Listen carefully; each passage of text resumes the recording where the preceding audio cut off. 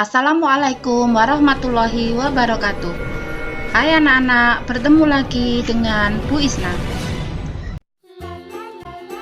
Kali ini kita akan belajar tentang tema 1, subtema 2, kebersamaan dalam keberagaman, pembelajaran 1. Muatan pelajaran yang harus kalian pelajari kali ini adalah Bahasa Indonesia KD 3.1, mencermati gagasan pokok dan gagasan pendukung yang diperoleh dari teks lisan, tulis, atau visual. Yang kedua adalah muatan pelajaran IPA KD 3.5, menerapkan sifat-sifat bunyi dan keterkaitannya dengan indera pendengaran. Yang ketiga, IPS KD 3.2, menyajikan hasil identifikasi mengenai keragaman sosial, ekonomi, budaya, etnis, dan agama di provinsi setempat sebagai identitas bangsa Indonesia serta hubungannya dengan karakteristik ruang.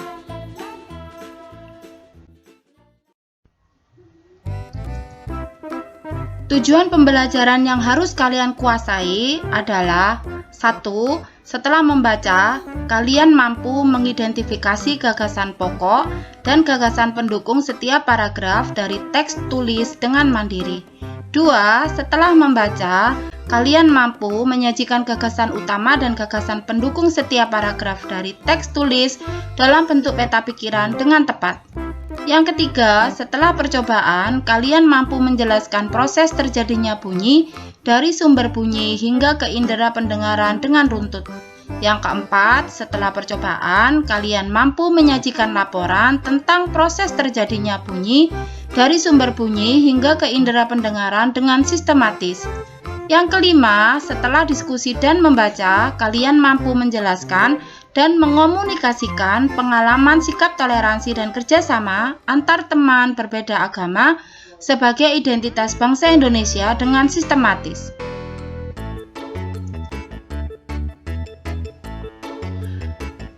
Gagasan pokok dan gagasan pendukung. Kita sudah sering membahas tentang hal ini ya. Gagasan pokok adalah topik yang dibahas pada suatu teks. Gagasan pokok merupakan inti dari sebuah paragraf. Uraian atau informasi tambahan pada suatu teks disebut gagasan pendukung.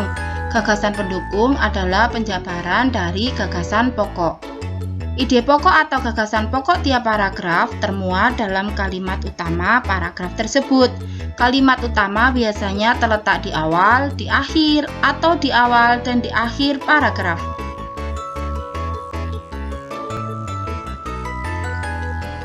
Berdasarkan letaknya gagasan pokok, bentuk paragraf dibagi menjadi beberapa, yaitu 1.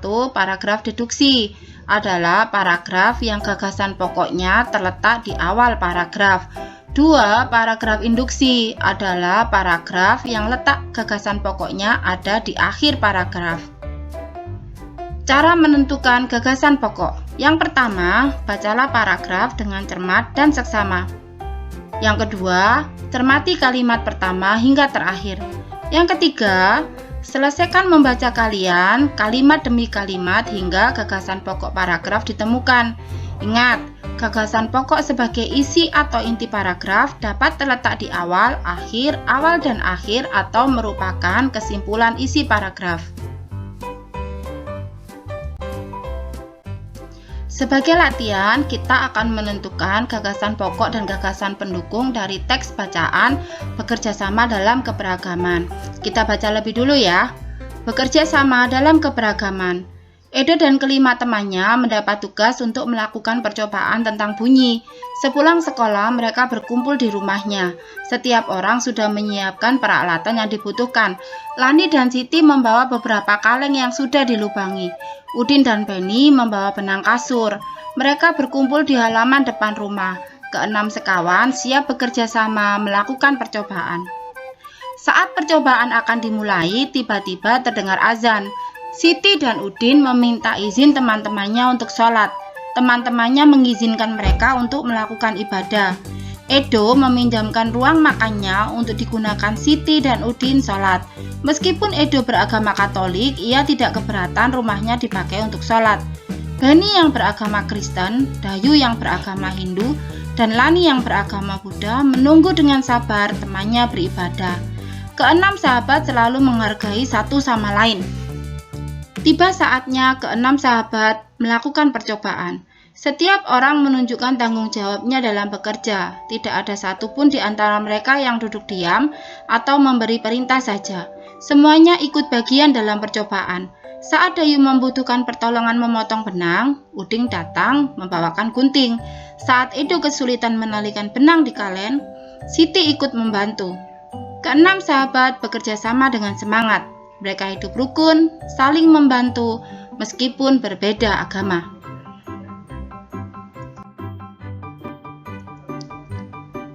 Nah, Bu Isna akan memberikan contoh jawaban gagasan pokok dan gagasan pendukung dari paragraf 1. Gagasan pokok paragraf 1 adalah Edo dan kelima temannya mendapat tugas untuk melakukan percobaan tentang bunyi. Keenam sekawan siap bekerja sama melakukan percobaan. Gagasan pokok paragraf 1 terletak di awal paragraf dan di akhir paragraf. Sedangkan kalimat lainnya pada paragraf 1 merupakan gagasan pendukung, yaitu sepulang sekolah mereka berkumpul di rumah Edo. Setiap orang sudah menyiapkan peralatan yang dibutuhkan. Lani dan Siti membawa beberapa kaleng yang sudah dilubangi. Udin dan Beni membawa benang kasur. Mereka berkumpul di halaman depan rumah. Untuk paragraf kedua dan ketiga, coba kalian tentukan sendiri ya. Pasti kalian sudah bisa. Bunyi dan hubungannya dengan alat pendengaran.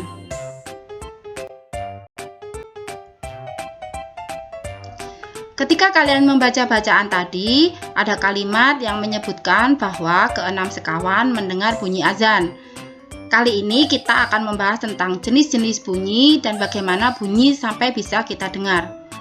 Jenis-jenis bunyi berdasarkan frekuensinya dibagi menjadi 3, yaitu yang pertama bunyi infrasonik, memiliki frekuensi kurang dari 20 Hz.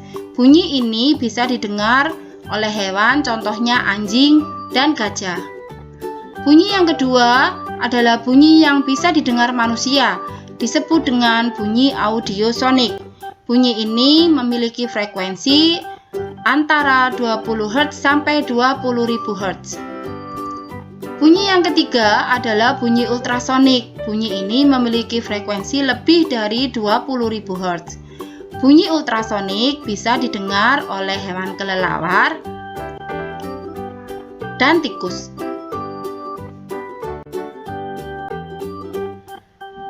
Secara garis besar, alat pendengaran manusia dibagi menjadi 3 bagian, yaitu telinga bagian luar, telinga bagian tengah, dan telinga bagian dalam.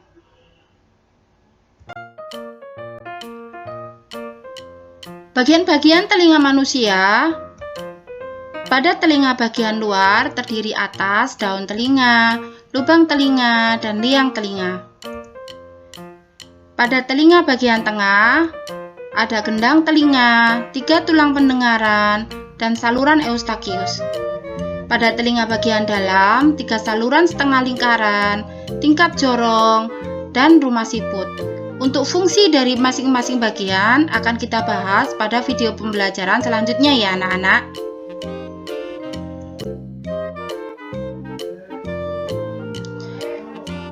Bagaimana proses sederhana terjadinya bunyi sampai bisa didengar oleh kita?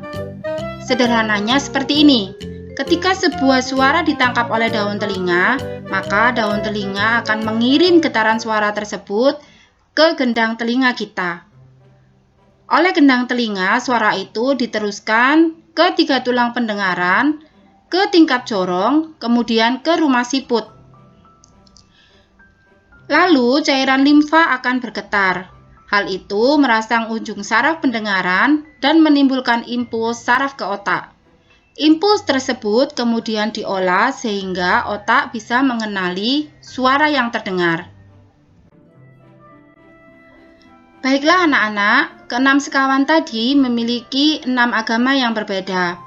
Keragaman agama di Indonesia ada Islam, Kristen, Katolik, Hindu, Buddha, dan Konghucu.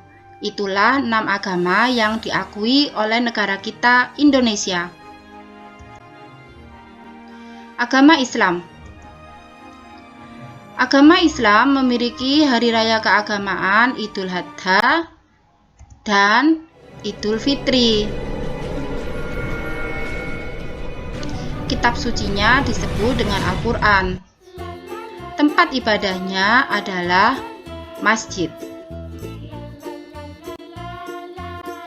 Agama Kristen. Hari raya keagamaan agama Kristen ada Natal dan Paskah. Kitab sucinya disebut Injil atau Alkitab. Tempat ibadahnya disebut dengan gereja. Agama Katolik. Hari raya keagamaan agama Katolik hampir sama dengan agama Kristen, yaitu Natal dan Paskah. Kitab sucinya adalah Injil atau Alkitab. Tempat ibadahnya adalah gereja. Agama Hindu. Hari raya keagamaan agama Hindu ada Nyepi dan Galungan. Kitab sucinya adalah Weda. Tempat ibadah umatnya disebut dengan Pura. Agama Buddha. Hari raya keagamaan agama Buddha adalah Waisak. Kitab sucinya disebut dengan Tripitaka. Tempat ibadahnya adalah wihara. Agama Konghucu. Hari raya keagamaan Konghucu antara lain ada Tahun Baru Imlek dan Cap Gome. Kitab sucinya disebut dengan Sisu Wujing. Tempat ibadahnya adalah kelenteng.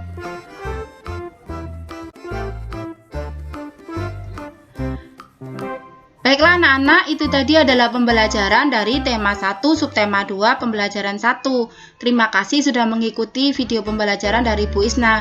Sampai bertemu lagi pada video pembelajaran berikutnya ya. Wassalamualaikum warahmatullahi wabarakatuh.